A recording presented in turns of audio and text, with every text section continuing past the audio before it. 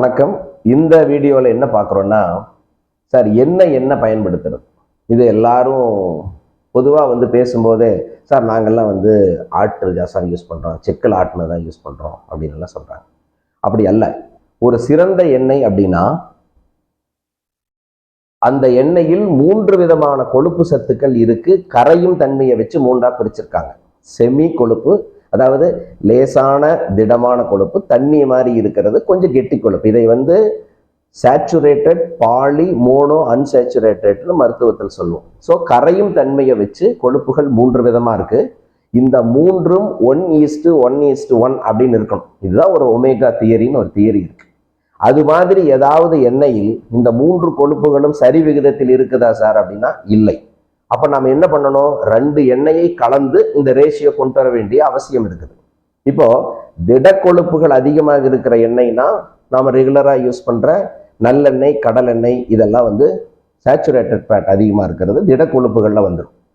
திரவ கொழுப்புகள் இருக்கிறது எது வரும் அப்படின்னா, உங்க புரிதலுக்காக பெரிய அறிவியலுக்கு போகாம சொல்றேன், ஈஸியா புரியணும்னா, ரைஸ் பிராண்ட் ஆயில், தவிட்டு எண்ணெய், சன்ஃப்ளவர் ஆயில், இதெல்லாம் திரவ கொழுப்புகள். ஸோ இந்த திட கொழுப்பும் திரவ கொழுப்புகளும் ஈக்குவல் ரேஷியோல கொண்டு வரதுக்கு என்ன பண்ணணும்னா, ஈஸியான வழி என்னன்னா, பாதி பாதி, நல்லெண்ணெய் பாதி, சூரியகாந்தி எண்ணெய் பாதி, இல்லைன்னா கடல் எண்ணெய் பாதி, ரைஸ் பிராண்ட் ஆயில் பாதி. ஸோ இதுல பாதி, இதுல பாதி.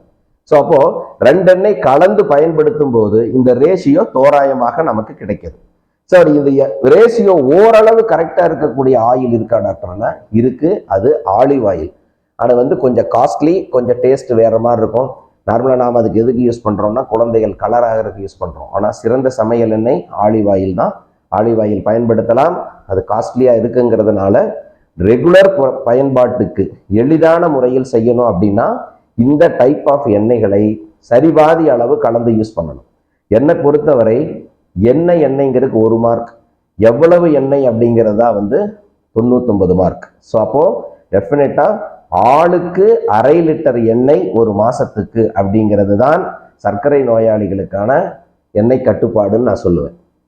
இப்போ ஆளுக்கு 1/2 லிட்டர் எப்படி சார் அப்படின்னா, 4 இட்லி சாப்பிட்றாலும் ஒரு டிக்கெட்டை வச்சுக்கோங்க. வீட்டில் 2 குழந்தைங்க இருப்பாங்க, அவங்களெல்லாம் ஒரு டிக்கெட்டை எடுத்துக்க வேண்டாம். 2 இட்லி சாப்பிட்றாலும் ஒரு 1/2 டிக்கெட்டா போட்டுக்கோங்க. இப்போ ஒரு கணவன் மனைவி இருக்காங்க, அவங்களுக்கு சின்ன குழந்தைகள் 2 இருக்குன்னா அவங்க 2 பேர்த்தையும் ஒரு டிக்கெட்டா போட்டுட்டு நீங்க 2 பேர், சொத்தம் 3 பேர்.